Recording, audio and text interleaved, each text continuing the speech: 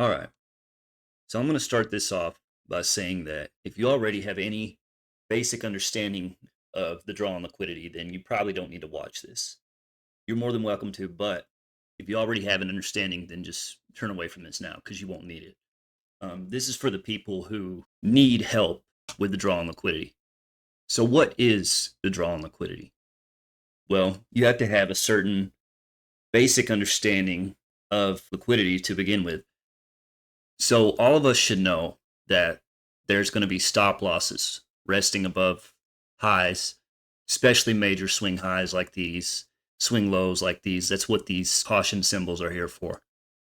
They're to draw your eye to where the stop losses will be resting. Just take a minute and study the chart, pause the video, and try to see what you can see before we get into this. So as you can see, we made a low and we also made a high. Even though I don't have it marked out on this chart, this high took out this high. And it looks like even this high, although I can't say for sure. Yeah, I think it took out this high. But then it come back down here and it left these two equal lows, okay? And isn't it uncanny how when we come below these equal lows, they're relatively equal. They're not exactly equal, but we'll call them equal lows for the sake of this video. But isn't it uncanny how the market comes down perfectly to a fair value gap and then reverts and heads for buy side? Now, why is that? Have you ever played that game with the worm and it's got to eat, whatever objects it is and it grows longer with each one that it eats? That's basically how you can think of price. Think of food resting below these lows right here and above this high. Price has to go to these areas because that's where the most money sits, the liquidity. We call it liquidity. It means money. That's literally all it is. This down here, these stop losses, the people getting the short end of the stick are the sellers because they've bought somewhere in here and somewhere in here. And now they're being forced out of their positions, either willingly or unwillingly, because they have a stop loss resting below here. And if they don't, the market's going to run against them until it causes enough pain for them to close the positions. If you just look at what I'm showing you on the chart today, you will agree that it's kind of hard to disagree that this thing is running on an algorithm. Now, why should you believe that the market's running on an algorithm?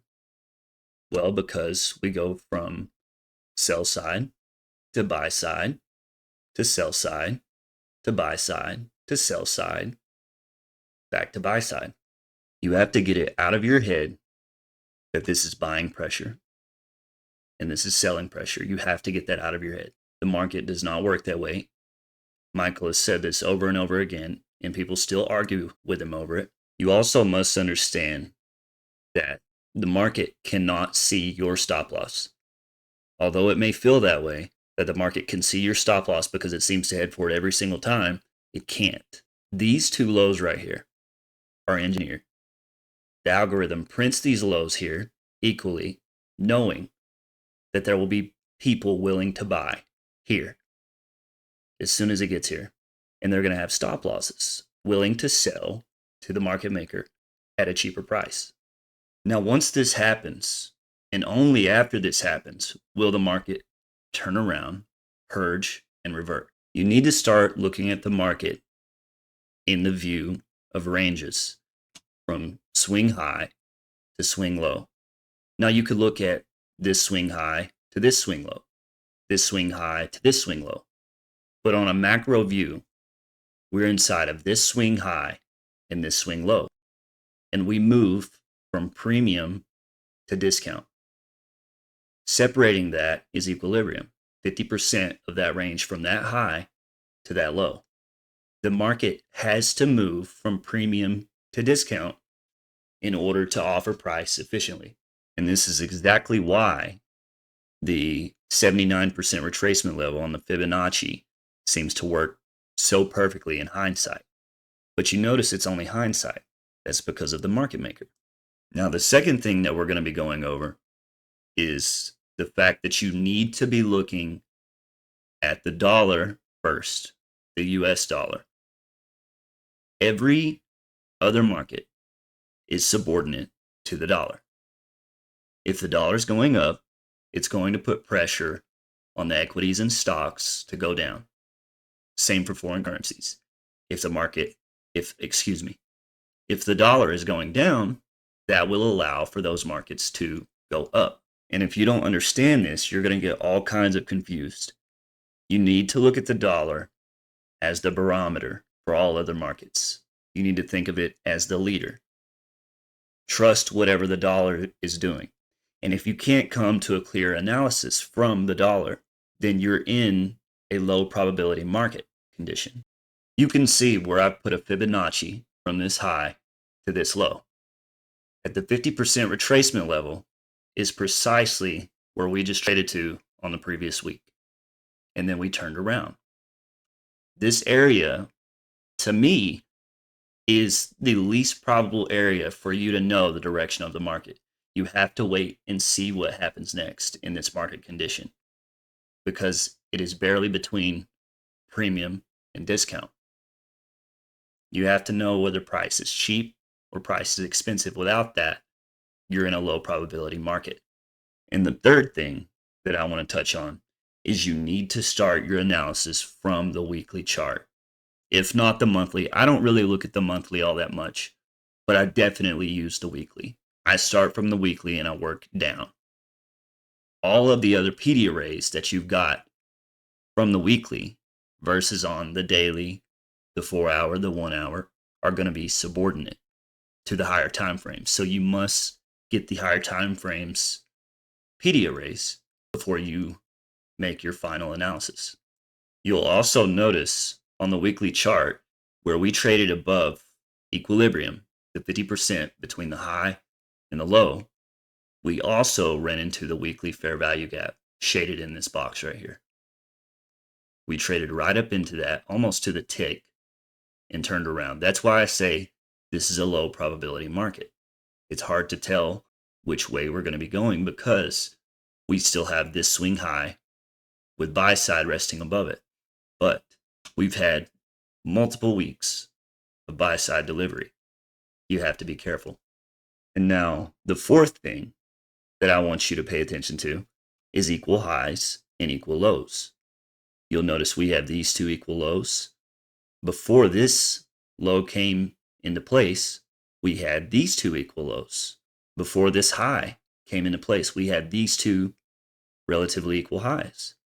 Okay, we had these three equal lows, and price come right down to them. It's also left these two equal lows, which will probably be traded to at a later time. But because we're so far away from them, we don't want to aim for that right at this time. And the fifth and final thing that I want to go over is that the market will do whatever it can in its power to manipulate you to make sure that you do not make it on the next impulse swing that is about to take place. If you look at this chart, we had a low, a higher high, and if your bias, if your draw on liquidity is higher for today, you may be correct. And the market comes down, it retraces, you take a buy, it takes out the swing high. If you're still holding on to this trade, it comes back down and stops you out. Okay? You'll see this over and over again. It takes out these swing lows here before it moves higher. It takes out these lows here, this low here, before moving higher, until finally the market starts moving higher. The last thing that I really want to get into, think of it as a bonus, is you're just going to be wrong sometimes. That's just the way it is. Sometimes the market will print equal lows or equal highs, and you can be so sure that that is your draw on liquidity, and the market will leave it until next week or the next day or the next 3 days. You won't always be right, and you just have to accept it. This is what makes trading so hard. But if you have a sound strategy, then you know that it's not your strategy that's broken. Nothing's broken. It's just sometimes you're going to read the data wrong. That's all we have to go off of is data. And we have to accept that sometimes we're going to be wrong. Now, I will say, with keeping these things in mind and some experience, you'll probably be right. more times than you're wrong. But that's going to take time. And my last and final thing to leave you with is the fact that we are human and sometimes we will read the data wrong. That is precisely what we pay the stop loss to do. You don't put a stop loss there because you think you're wrong. You're paying the stop loss to say, if price comes up to this point, I take it as I am wrong. Please get me out. And with that, that's going to be all. Thank you.